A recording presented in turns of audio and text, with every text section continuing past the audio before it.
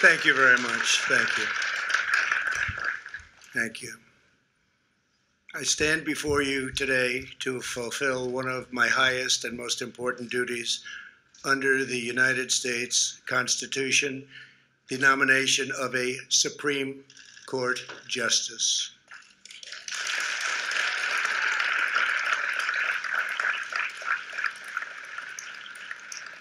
This is my third such nomination after Justice Gorsuch and Justice Kavanaugh, and it is a very proud moment indeed.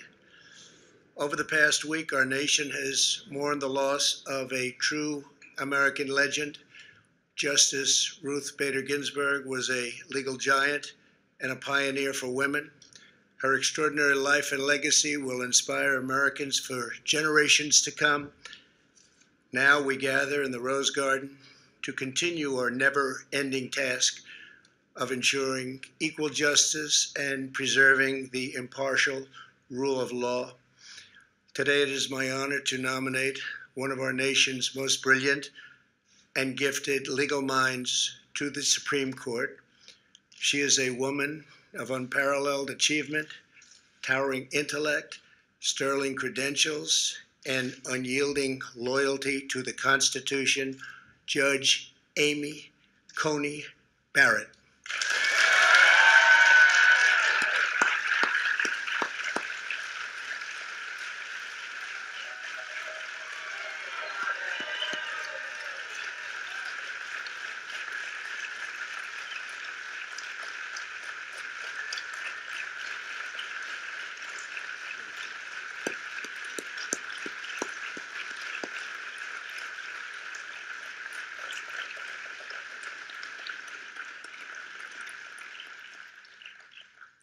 We're also joined by Amy's husband, Jesse.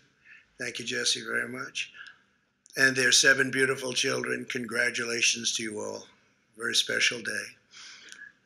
With us as well are the First Lady. Thank you, First Lady.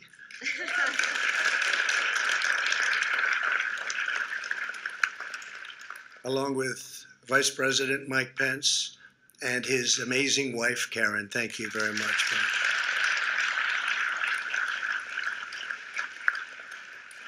Judge Barrett is a graduate of Rhodes College and the University of Notre Dame Law School. At Notre Dame, she earned a full academic scholarship, served as the executive editor of the Law Review, graduated first in her class, and received the law school's award for the best record of scholarship and achievement. Upon graduation, she became a clerk for Judge Lawrence Silberman on the U.S. Court of Appeals for the District of Columbia. Amy then received one of the highest honors a young lawyer could have, serving as a clerk on the Supreme Court for Justice Antonin Scalia. A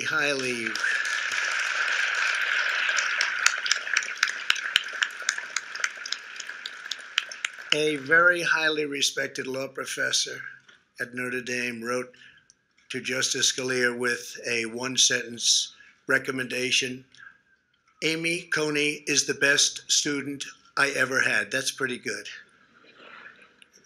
Justice Scalia hired her shortly thereafter, and we are honored to have his wonderful wife, Maureen. Where is Maureen? Maureen Scalia with us today. Thank you.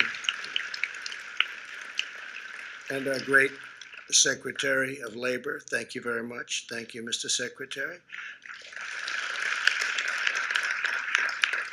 Very good genes in that family, I will say. Very good genes. Before joining the bench, Judge Barrett spent 15 years as a professor at the University of Notre Dame Law School. She was renowned for her scholarship, celebrated by her colleagues and beloved by her students.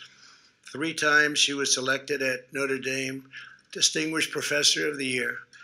When I nominated Judge Barrett to serve on the U.S. Court of Appeals for the 7th Circuit in 2017, every law clerk from her time at the Supreme Court endorsed her nomination, writing, quote, "We are Democrats, Republicans, and independents, yet we write to support the nomination of Professor Barrett to be a circuit judge. Professor Barrett is a woman of remarkable intellect and character.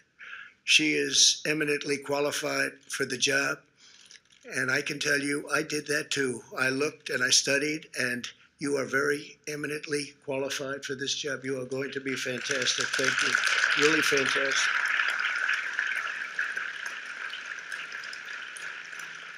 The entire Notre Dame law facility and faculty, everybody at that school also, we got so many letters, also wrote letters of support of Amy's nomination to the Seventh Circuit. They wrote, in effect, despite our differences, we unanimously agree that our constitutional system depends upon an independent judiciary staffed by talented people, devoted to the fair and impartial administration of the rule of law, and we unanimously agree that Amy is such a person. For the last 3 years, Judge Barrett has served with immense distinction on the federal bench. Amy is more than a stellar scholar and judge. She's also a profoundly devoted mother. Her family is a core part of who Amy is. She opened her home and her heart and adopted 2 beautiful children from Haiti. Her incredible bond with her youngest child, a son with Down syndrome, is a true inspiration. If confirmed, Justice Barrett will make history as the first mother of school-age children ever to serve on the U.S. Supreme Court. That's good.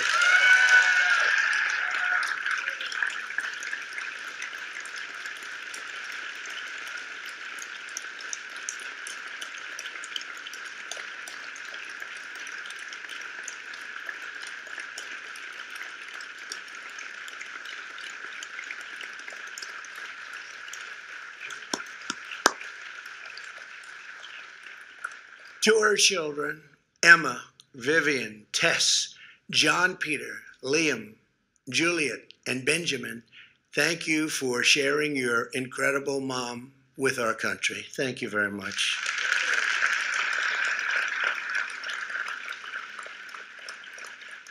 Amy Coney Barrett will decide cases based on the text of the Constitution as written. As Amy has said, being a judge takes courage. You are not there to decide cases as you may prefer. You are there to do your duty and to follow the law wherever it may take you. That is exactly what Judge Barrett will do on the U.S. Supreme Court. I want to thank the members of the Senate. We have so many of them here today. Thank you very much. I see you in the audience, and you're so proud. But I want to thank you for your commitment and to providing a fair and timely hearing. I know it will be that. Judge Barrett was confirmed to the Circuit Court 3 years ago by a bipartisan vote. Her qualifications are unsurpassed, and her record is beyond reproach. This should be a straightforward and prompt confirmation. It should be very easy. Good luck. It's going to be very quick. I'm sure it'll be extremely non-controversial. We said that the last time, didn't we? Well, thank you all very much, and thank you for being here. That's really great. Thank you. Thank you. I further urge all members of the other side of the aisle to provide Judge Barrett with the respectful and dignified hearing that she deserves, and frankly, that our country deserves. I urge lawmakers and members of the media to refrain from personal or partisan attacks, and the stakes for our country are incredibly high. Rulings that the Supreme Court will issue in the coming years will decide the survival of our Second Amendment, our religious liberty, our public safety, and so much more. To maintain security, liberty, and prosperity, we must preserve our priceless heritage of a nation of laws, and there is no one better to do that than Amy Coney Barrett. Law and order is the foundation of the American system of justice. No matter the issue, no matter the case before her, I am supremely confident that Judge Barrett will issue rulings based solely upon a fair reading of the law. She will defend the sacred principle of equal justice for citizens of every race, color, religion, and creed. Congratulations again to Judge Barrett. I know that you will make our country very, very proud. Please, Amy, say a few words. Thank you very much. Congratulations. Congratulations.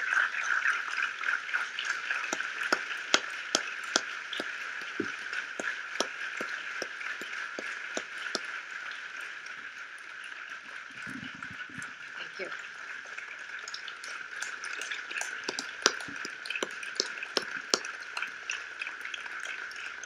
Thank you very much, Mr. President.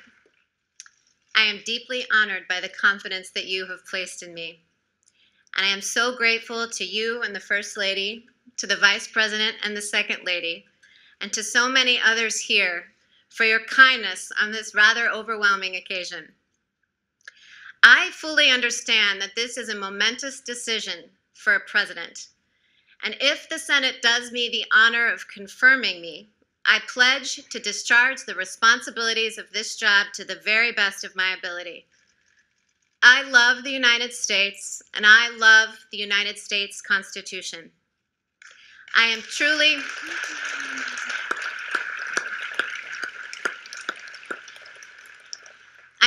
humbled by the prospect of serving on the Supreme Court. Should I be confirmed, I will be mindful of who came before me. The flag of the United States is still flying at half-staff in memory of Justice Ruth Bader Ginsburg to mark the end of a great American life. Justice Ginsburg began her career at a time when women were not welcome in the legal profession. But she not only broke glass ceilings, she smashed them. For that, she has won the admiration of women across the country and indeed all over the world. Yes.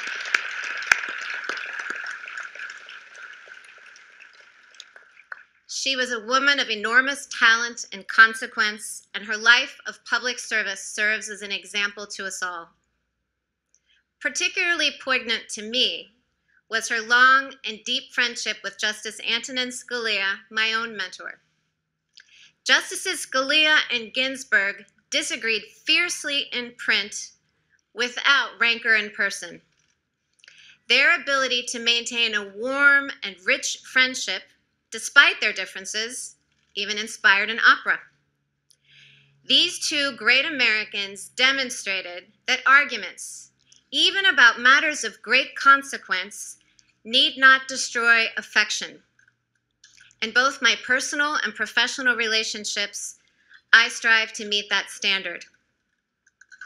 I was lucky enough to clerk for Justice Scalia, and given his incalculable influence on my life, I am very moved to have members of the Scalia family here today, including his dear wife, Maureen. I clerked for Justice Scalia more than 20 years ago, but the lessons I learned still resonate. His judicial philosophy is mine too. A judge must apply the law as written. Judges are not policymakers, and they must be resolute in setting aside any policy views they might hold. The President has asked me to become the 9th Justice, and as it happens, I'm used to being in a group of 9, my family.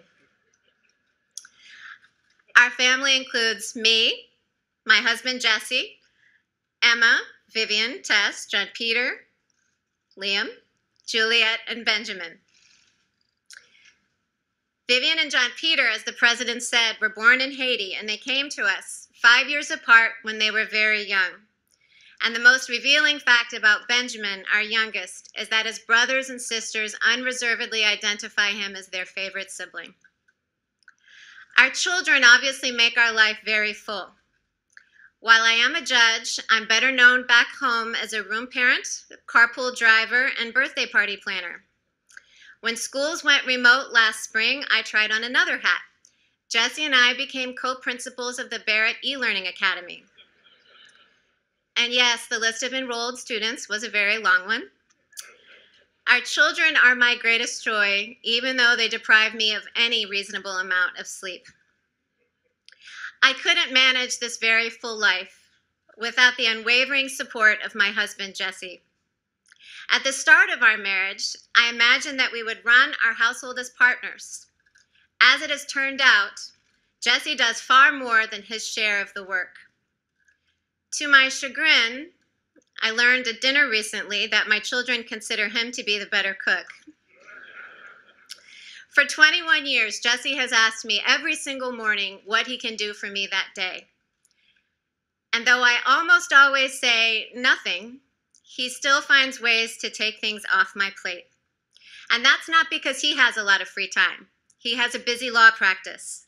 It's because he is a superb and generous husband, and I am very fortunate. Jesse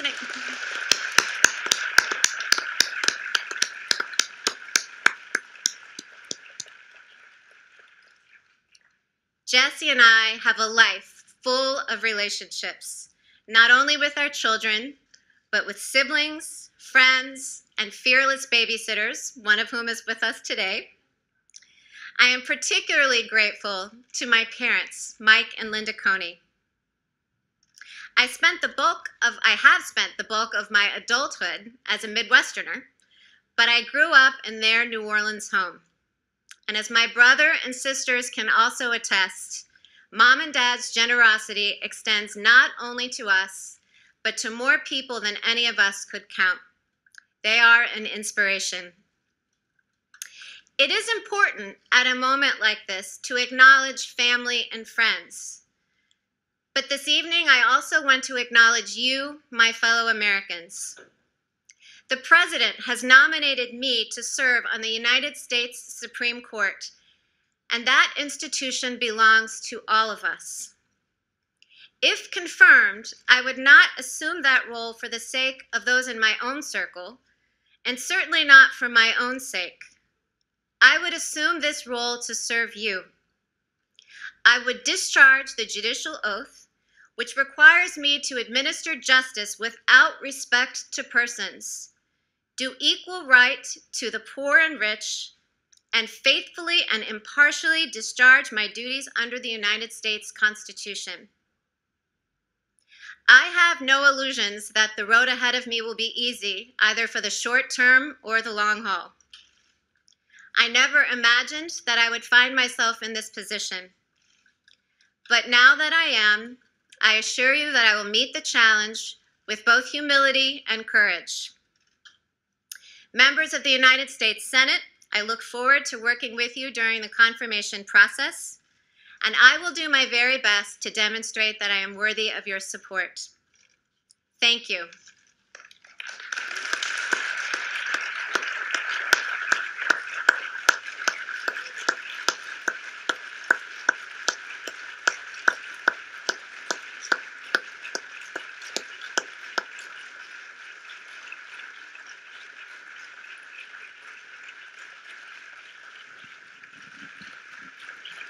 Come on up, family.